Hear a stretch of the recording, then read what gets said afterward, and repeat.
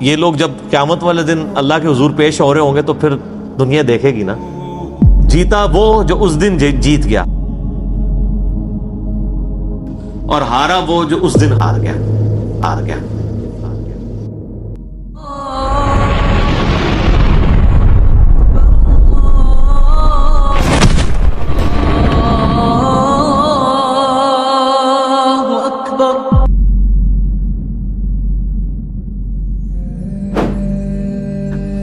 فَأَمَّا مَنْ أُوتِيَ كِتَابَهُ بِيَمِينِهِ، پس قیامت کے دن جس کو اس کا نامہ اعمال دائیں ہاتھ میں دیا جائے گا، فَسَوْفَ يُحَاسِبُ حِسَابًا يَسِيرًا، تو پھر عنقریب اس کا حساب آسانی سے لے لیا جائے گا۔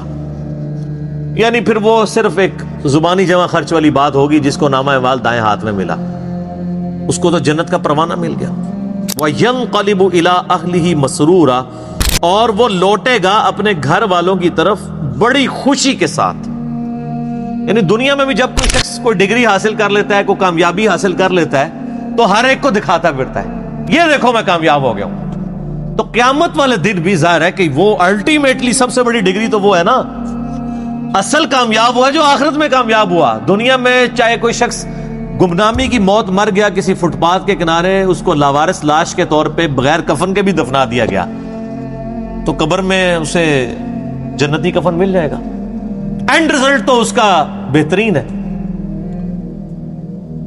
اور دنیا میں کسی ٹھاٹ کی زندگی کسی نے گزاری، مرنے کے بعد چاہے اس کی قبر جو ہے وہ سونے کی بھی بنا دی جائے، اس کے اندر جو اس پہ حالات وارد ہونے ہیں وہ تو کوئی نہیں بدل سکتا۔ تو وہ شخص بڑی خوشی کے ساتھ اپنے گھر والوں کی طرف لوٹے گا اور فخر سے بتائے گا، یہ دیکھو میں آج کے دن کے لیے تیاری کر رہا تھا، میں کامیاب ہو گیا۔ اسی کو سپورٹیو ایک 2-3 احادیث ہیں صحیح مسلم کے اندر۔ صحیح مسلم میں ایک حدیث ہے کہ نبی صلی اللہ علیہ وآلہ وسلم نے فرمایا کہ دنیا کی زندگی مومن کے لیے قید خانہ ہے اور کافر کے لیے جنت ہے۔ قید خانے میں انسان اپنی مرضی کی زندگی نہیں گزار سکتا، کھانے پینے کی پرابلم بھی رہتی ہے، فاقے بھی آتے ہیں، مرضی کا کھانا بھی نہیں ملتا۔ جن لوگوں نے جیل گزاری ذرا ان سے پوچھیں۔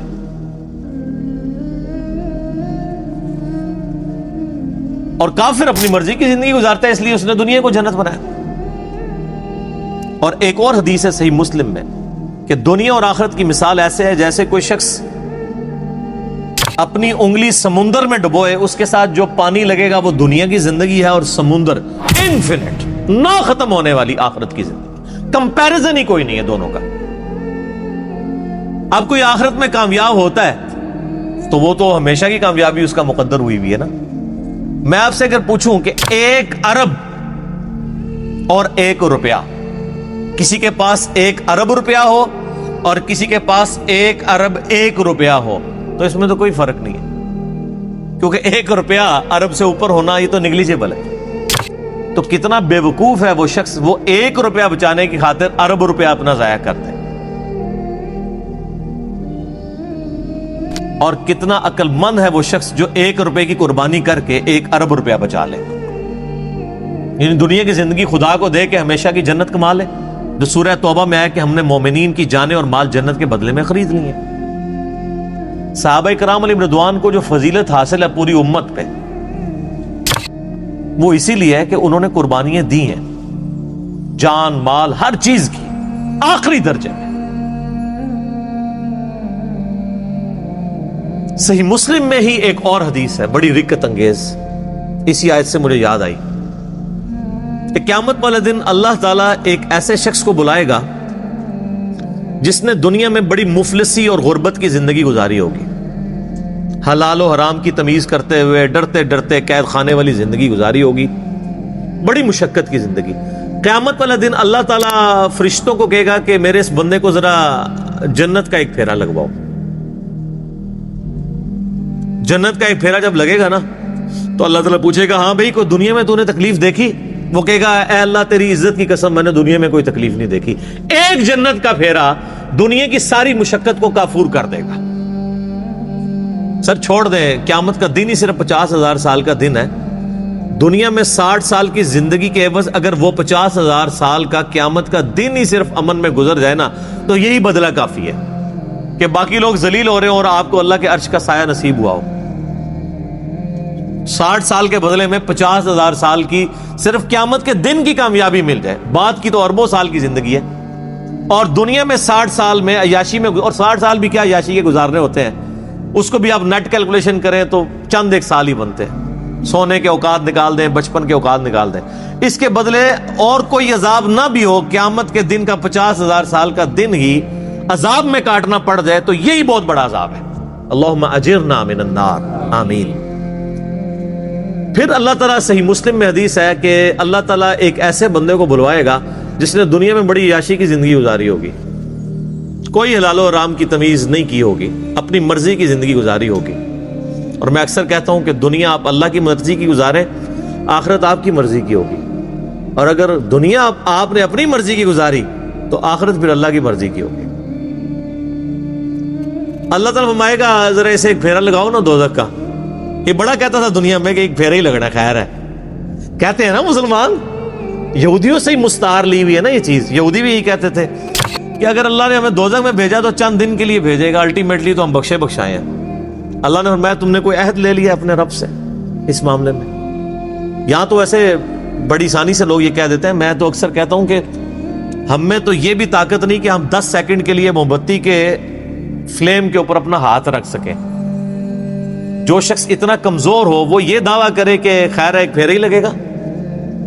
سورہ الفرقان میں اللہ تعالیٰ فرماتا ہے کہ دوزخ تھوڑی دیر کے رہنے کے لیے بھی اور زیادہ دیر کے لیے بھی بدترین جگہ ہے، لیکن مسلمان کہتا ہے ایک پھیرا ہی لگے گا۔ کوئی 10 سیکنڈ کے لیے موم بتی کے فلیم پہ ہاتھ رکھ سکتا ہے؟ بخاری مسلم کے الفاظ ہیں، نبی علیہ السلام فرمایا کہ آخرت کی آگ دنیا کی آگ سے 70 گنا زیادہ تیز ہے، اس آگ میں صرف 10 سیکنڈ کے لیے ہاتھ نہیں رکھا جانا، پتہ نہیں کتنے عرصے کے لیے پھینکا جانا ہے، اور آپ کہتے ہیں ایک پھیرا ہی لگے گا۔ ہم دنیا میں اس سے بھی آسان مثال دیتے ہیں، اگر کوئی شخص کہتا نا ایک پھیرے سے کیا فرق پڑتا ہے، اسے کہیں کہ ہم آپ کو ایک فجر کی نماز چھوڑنے پہ صرف ایک پھیرا لگاتے ہیں، فجر سے لے کے زور تک کا، ایک ایسے کمرے میں جو کمرے کا سائز ہوگا 10 فٹ بائی 10 فٹ، اس میں 100 کوبرا سانپ ہوں گے، 100 بچھو ہوں گے، 100 اژدہا ہوں گے، بس ایک ہی پھیرا لگنا ہے فجر سے زور تک۔ تو تصور سے انسان کو لگ پتا جاتا ہے۔ تو اس کا مطلب یہ ہے آخرت، چونکہ دنیا نقد ہے، فوراً بندے کو خوف آتا ہے، آخرت ادھار ہے، انسان کہتا ہے نہیں خیر دیکھی جائے گی، چھاٹ ہی دے گا، کچھ بھی ہے اللہ تیرے محبوب کی امت سے، بولے اعوذ باللہ تعالی۔ تو اللہ تعالیٰ، صحیح مسلم کے الفاظ ہیں، اس جو بندہ کہتا تھا نا دنیا میں خیر ایک پھیرا ہی لگے گا، اللہ تعالیٰ کہے گا ذرا اس کو ایک پھیرا لگواؤ نا دوزخ کا، بڑی عیاشی کی اس نے دنیا میں۔ جب دوزخ کا ایک پھیرا لگے گا تو اللہ تعالیٰ پوچھے گا ہاں بھائی کوئی دنیا میں خیر دیکھی تو نے؟ کہ اللہ، وہ کہے گا اللہ تیری عزت کی قسم میں نے دنیا میں کوئی خیر نہیں دیکھی۔ دنیا کی ساری عیاشی دوزخ کے ایک پھیرے سے کافور ہو جائے گی، صرف پھیرا، ابھی تو پرماننٹلی جو اس نے جانا ہے وہ علیحدہ معاملہ ہے۔ تو یہاں کس طرح لوگ کہہ دیتے ہیں؟ اب اس پورے تناظر میں اس آیت کو اگر آپ سمجھیں کہ جسے دائیں ہاتھ میں نامہ اعمال دیا جائے گا اس کا حساب آسانی سے لیا جائے گا اور وہ بڑی خوشی کی حالت میں اپنے گھر والوں کی طرف لوٹے گا۔ وَأَمَّا مَنْ أُوتِيَ كِتَابَهُ وَرَاءَ ظَهْرِهِ، اور جسے اس کا نامہ اعمال اس کی پشت کے پیچھے سے دیا جائے گا، الٹے ہاتھ میں دیا جائے گا، الٹے ہاتھ میں اور پشت کے پیچھے سے۔ پشت کے پیچھے سے اس لیے دیا جائے گا اس کو کہ جب اس کا نامہ اعمال اس کے الٹے ہاتھ میں پکڑایا جائے گا نا تو اس کو پتا چل جائے گا میں فیل ہو گیا ہوں، تو وہ اپنا ہاتھ ہی پیچھے کر لے گا۔ یہ تو دنیا تو نہیں ہے نا کہ آپ دھوکہ دے لیں، بچ جائیں۔ دنیا میں تو ٹرین پہ بغیر ٹکٹ کے جو لوگ سفر کر رہے ہوتے ہیں، اگر ٹی ٹی آ جائے تو ایک کمرے سے دوسرے میں چلے جاتے ہیں، یہی کرتے ہیں نا، یا باتھ روم میں جا کے چھپ جاتے ہیں ٹکٹ نہ خریدنے کے لیے۔ تو سر یہ تو اللہ سے کون بچ سکتا ہے؟ کوئی نہیں بچ سکتا۔ تو الٹے ہاتھ میں اسے نامہ اعمال جب اس کے الٹے ہاتھ کی طرف بڑھایا جائے گا نا، وہ کہے گا لو جی مارا گیا، تو اپنا ہاتھ پیچھے کر لے گا، تو پیچھے سے اس کو پکڑا دیا جائے گا۔ وہ تو فرشتے ہیں نا جی۔ اللہم اجرنا من النار، آمین۔ اللہ تعالیٰ ہمیں نامہ اعمال دائیں ہاتھ میں نصیب فرمائے اور بغیر حساب و کتاب میں جنت میں داخلہ عطا فرمائے، آمین۔ فسوف يدعو ثبورا، وہ چلائے گا اور کہے گا ہائے میری موت، ہائے میری موت. پھر وہ موت پکارے گا کہ موت آئے تو جان چھوٹ جائے. وَيَصْلَى سَعِيرًا، اور اسے بھڑکتی ہوئی آگ میں داخل کیا جائے گا. إِنَّهُ كَانَ فِي أَهْلِهِ مَسْرُورًا، بے شک یہ دنیا میں اپنے گھر والوں میں تو بڑا خوش رہتا تھا. اچھا اس میں امپلائڈ ہے کہ جو دوسرا ہے نا وہ گھر والوں میں خوش کوئی نہیں تھا. جو جنتی ہے وہ گھر میں نہ خوش ہی تھا. تبھی تو وہ گھر والوں کو جا کے بتائے گا نا کہ دنیا میں تو تم نے مجھے بڑا تنگ کیا ہے، دیکھ لو آج میں پاس ہو گیا ہوں. ورنہ تو وہاں بھی آتا کہ وہ دنیا میں بھی بڑا خوش تھا گھر والوں سے. جو دوستی ہے نا اس کا ذکر ہے کہ وہ گھر میں خوش تھا دنیا میں، اور اب گھر والوں کے آگے جا کے روئے گا کہ تمہاری وجہ سے میں نے حلال اور حرام کی تمیز گنوا دی، آج دیکھو میں مارا گیا ہوں. لیکن اس وقت رونے پیٹنے سے فائدہ کوئی نہیں ہونا. وہی اولاد جس کے لیے اس نے دنیا میں مشقت اٹھائی تھی اور دنیا میں عیاشی کی زندگی ان کو گزارنے کے لیے خود حرام کی کو جو ہے وہ کمایا تھا، مارا جائے گا. اب دیکھ لیں اللہ تعالیٰ مارا کہ وہ دنیا میں بڑا خوش تھا اپنے اہل و عیال کے اندر. یہ حقیقت بات ہے. جو دین کے راستے پہ چلے نا جی سر، دنیا اس کی پھر آسان نہیں ہوتی، ورنہ انبیاء کرام علیہ السلام کی دنیا آسان ہو جاتی. یہ جو جب دعا بھی کی جاتی ہے نا ربنا آتینا فی الدنیا حسنہ وفی الآخرۃ حسنہ وقنا عذاب النار، اس حسنہ سے قطعاً یہ مراد نہیں ہے کہ آپ دنیا سکون کی آپ کی گزرے گی اس حوالے سے کہ آپ کو دنیاوی نعمتیں مل جائیں گی. نہیں، صرف یہ ہوگا کہ دنیا میں جو تکلیفیں آئیں گی نا وہ برداشت کرنا آسان ہو جائیں گی. تکلیف سے کسی کو چھٹکارا نہیں ہے. وَلَنَبْلُوَنَّكُمْ بِشَيْءٍ مِّنَ الْخَوْفِ وَالْجُوعِ وَنَقْصٍ مِّنَ الْأَمْوَالِ وَالْأَنفُسِ وَالثَّمَرَاتِ، ضرور آزمائیں گے تھوڑے سے خوف سے، بھوک سے، جان اور مال میں نقصان کے ذریعے. ہمیں بظاہر بڑے آسودہ حال نظر آنے والے لوگ بھی اگر آپ ان کی پرسنل لائف میں جائیں تو انہیں دنیا میں بڑی تکلیف ہوتی ہے. ہمیں نظر آ رہا ہوتا ہے کہ یہ بندہ دین کے ساتھ جڑا ہے تو شاید بڑے سکون کی زندگی گزار رہا ہے. ہر بندے کی اپنی ایک سٹوری ہوگی. خیر دین سے جڑے یا نہ جڑے تکلیفیں تو آنی ہیں، لیکن دین کے ساتھ جڑے ہوئے ہوں گے تو تکلیفوں کو سہنا آسان ہو جائے گا، دنیا حسنہ بن جائے گی، صبر نصیب ہو جائے گا. سیدنا ابو ذر غفاری رضی اللہ تعالیٰ عنہ علیہ السلام کی پوری زندگی تکلیف سے معمور ہے. میرا یوٹیوب پہ کلپ بھی ہے، کبھی آپ کو موقع ملے. میں رات کو اپنا وہ کلپ دوبارہ دیکھ رہا تھا، بڑا رکت انگیز کلپ ہے سیدنا ابو ذر غفاری کے اوپر، ان کی لائف کے اوپر. مستدرک الحاکم میں جب ابو ذر غفاری کے اوپر چیپٹر بند ہے نا انہوں نے، امام حاکم نے، اور احادیث لے کے آئے تو پہلی حدیث آپ کو پتہ ہے کون سی لے کے آئے ہیں؟ یہی والی جامعہ ترمذی کی، کہ سب سے زیادہ تکلیفیں انبیاء پہ آتی ہیں، اس کے بعد ان پہ جو انبیاء کے بعد اللہ کو محبوب ہوتے ہیں. حضرت ابو ذر غفاری کی فضائل اور ان کی زندگی کے حالات پہ حدیثیں لکھنے سے پہلے انہوں نے چیپٹر کی ہیڈنگ بنا کے نا ابو ذر غفاری کا بیان، پہلی حدیث یہ، حالانکہ اس حدیث میں حضرت ابو ذر غفاری کا ذکر نہیں تھا، لیکن انہوں نے بتایا کہ اب آئندہ جو تم حدیثیں پڑھو گے نا وہ اس تناظر میں سمجھنا کہ ابو ذر غفاری کی زندگی غم سے معمور اس لیے ہے کہ نبیوں کے بعد اس کا مرتبہ ہے. جامعہ ترمذی میں حدیث ہے صحیح سند سے، اس نیلی چھتری آسمان کے نیچے ابو ذر غفاری سے زیادہ سچا انسان نبی علیہ السلام نے فرمایا کوئی نہیں ہے. یار اللہ کے نبی جو صادق اور امین ہے، وہ جس شخص کے بارے میں کہہ رہے ہو کہ آسمان کے نیچے سے زیادہ سچا انسان کوئی نہیں. اور ترمذی میں حدیث ہے، نبی علیہ السلام نے فرمایا کہ اس نیلی چھتری آسمان کے نیچے میری امت میں عیسیٰ ابن مریم کی مثل دنیا سے زہد پہ اگر کوئی ہے تو ابو ذر غفاری ہے. عیسیٰ کی مثل. حضرت عیسیٰ ابن مریم کے بارے میں روایتوں میں ملتا ہے کہ وہ دنیا سے اس قدر زہد اختیار کیے ہوئے تھے کہ وہ برتن بھی پانی پینے کا استعمال نہیں کرتے تھے.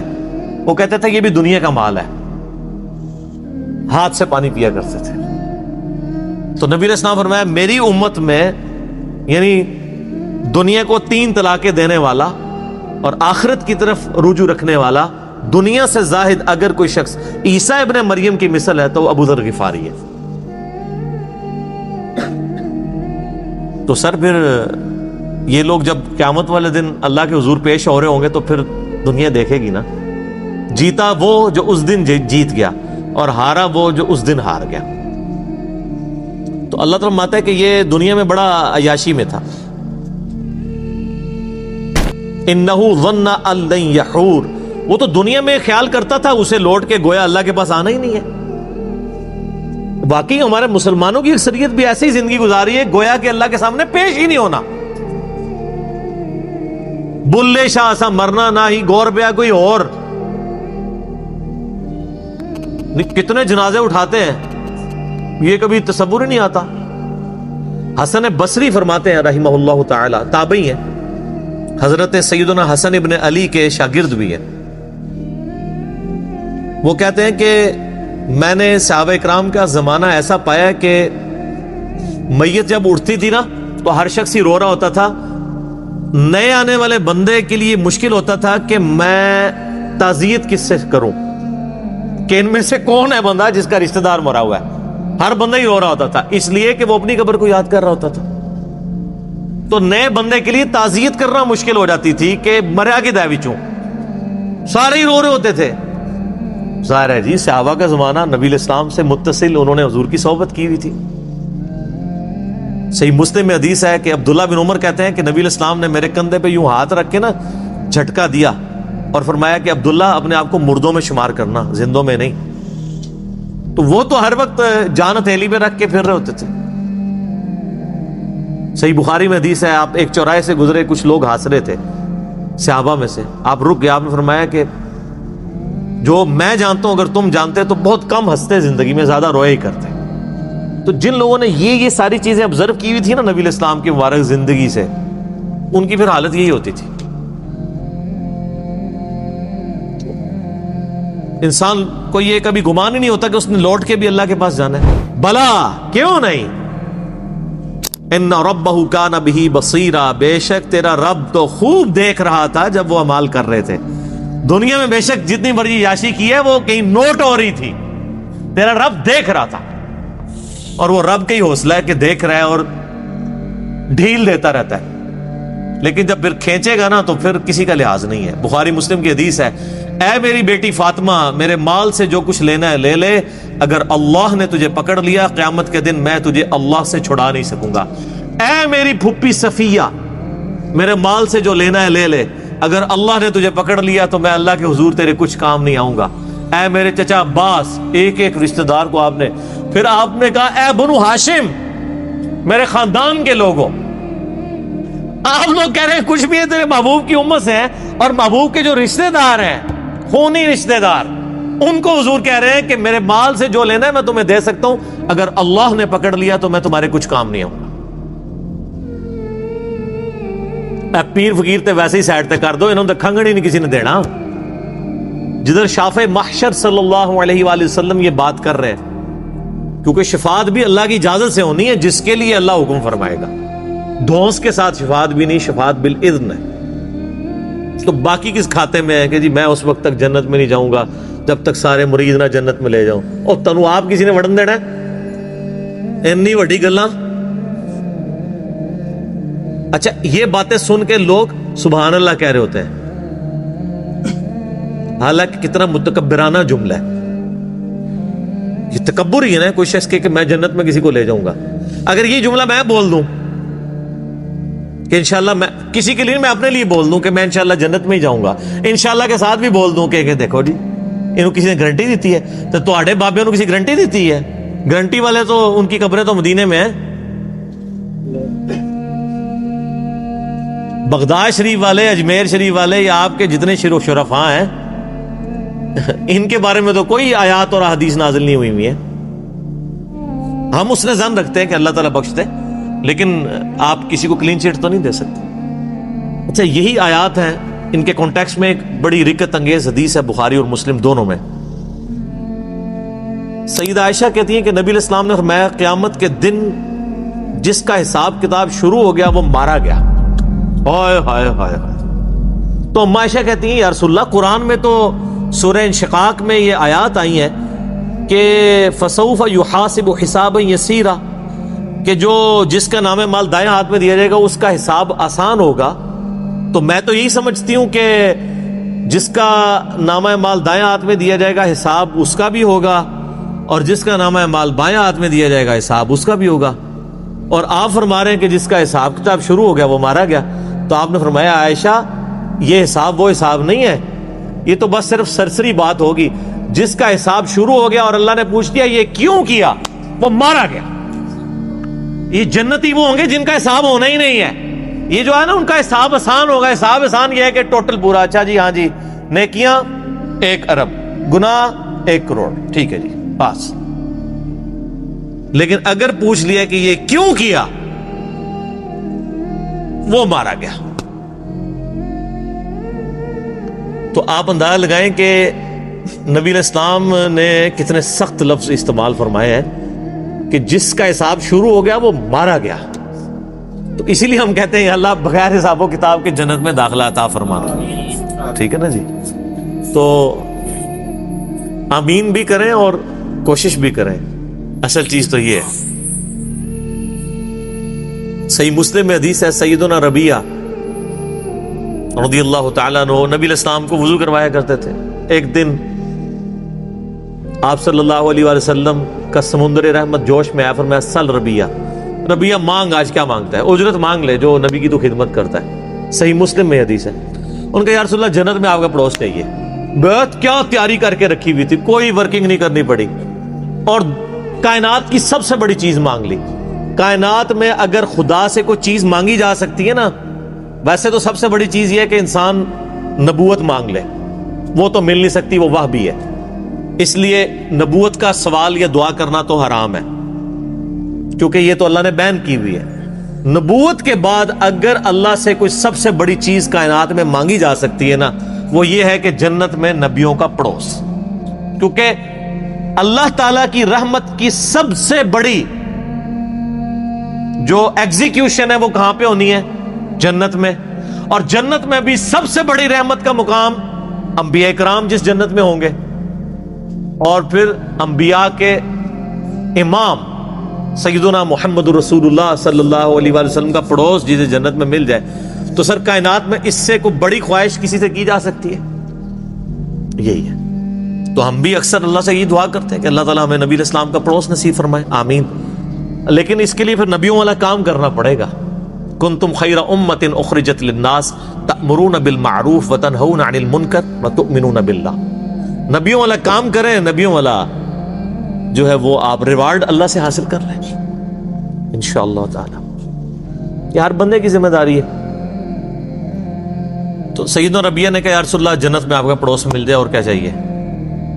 تو آپ علیہ السلام نے فرمایا پھر کثرت سجود سے میری مدد کر. وہ بھی کلین چیٹ نہیں، کثرت سجود سے میری مدد کر. یعنی تو نمازیں پڑھ، اپنے اعمال کو سیدھا رکھ، تو میں بھی سفارش کر دوں گا. یعنی خالی کھلی ڈگری نہیں ملنی ہے، محنت تجھے بھی کرنی پڑے گی. کثرت سجود سے میری مدد کر تو جنت میں تجھے پڑوس مل جائے. تو بغیر محنت کے کوئی چیز حاصل نہیں ہوتی.